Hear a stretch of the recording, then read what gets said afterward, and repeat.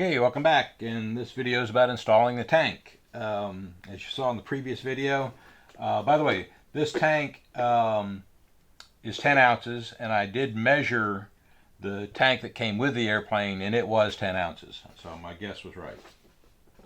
I knew it had to be 10 or 12, and I couldn't find it in the documentation, so I poured some water in it and found out it was 10 ounces. Probably I'll never use that tank, we'll see, because I prefer these. Alright, so to install the tank, you first have to figure out, its position and how to hold it down. So the position, as I said, needs to be up high here, so it's up on the center line of the engine. Note that the tank that came with it would not have been on the center line of the engine either, because the outlet of that tank was in the upper half, and so this has about the same position as the original tank. As I said, what you don't want is it all the way to the bottom down here, because it will be too hard to feed the fuel out. The pressure that fills this from the muffler, the air pressure that fills this from the muffler that forces the fuel in through, can only push so much. So after seeing where I wanted it, and I had two options. I could have built a tank support like what came with the airplane. There was a round tank support. I could have built a square tank support, put two of them, one up here, one back here, and made a square tank support out of balsa. But you still have to have foam around it. And so I decided that this would actually work better.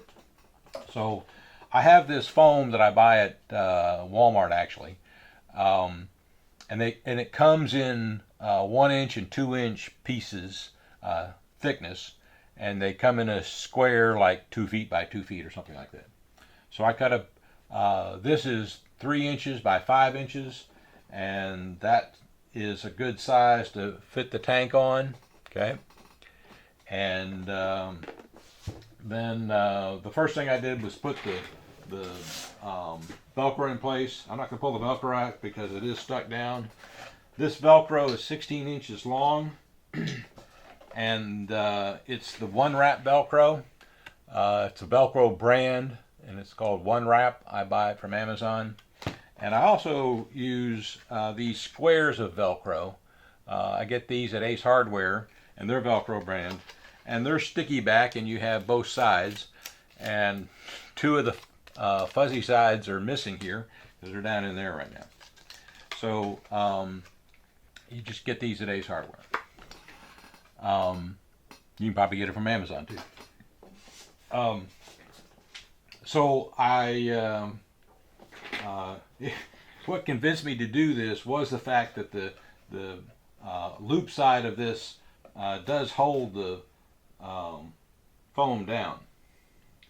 So by putting this back and deciding where I wanted it before I put the velcro in, I marked on the bottom down there with Sharpie marker where I wanted this piece of foam, so that I could put it back in when I wanted to.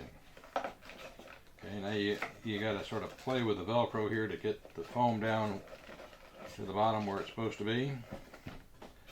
Okay. And so that foam is centered, and the foam is about, let's see here, it's about 2 inches back from the firewall.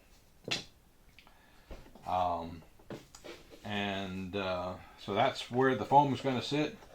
The black strips of velcro will hold it in place, plus the pressure of mounting this in place will hold that foam down. It's not going anywhere. So now you press, let me move my support here back so I can press on the front of the airplane here. So I'm going to press down on the tank to have a bit of pressure on the foam. Okay. I'm going to hold that down on the back and then wrap the there and then hold it down on the front and wrap that there. And if you don't get it right the first time, guess what? It's Velcro. You can pull it off and do it again.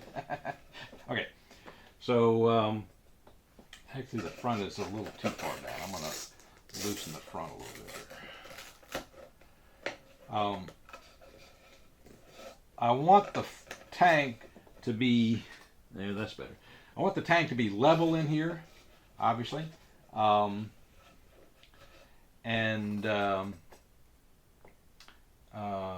just noticed one other thing I might do here.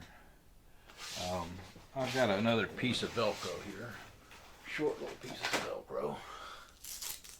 Let's see. Yeah, okay, here we go.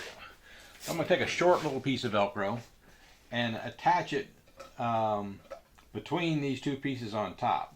Okay, that will prevent the Velcro from moving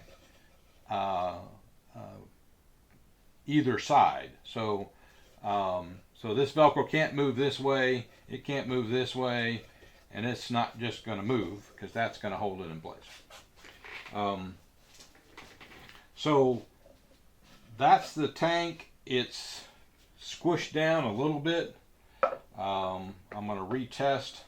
Just put these tubes inside, and I'm going to retest the hatch to make sure it is not interfering with the tank. And let's see here. Yep. Okay. So I can just tell by how that went down. You can use a little tube like this and feel around, and it's not hitting the tank. So and the last thing I'm going to do is run these tubes through the hole. Okay. And okay.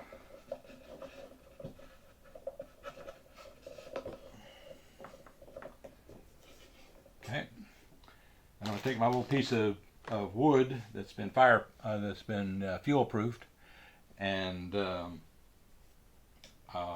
going to slide the orange one through this orientation is the same orientation as the tubes coming out of the tank. So I'm just going to put the orange one on top, because that's the vent line. The other thing you're doing here is you're making sure that these are long enough.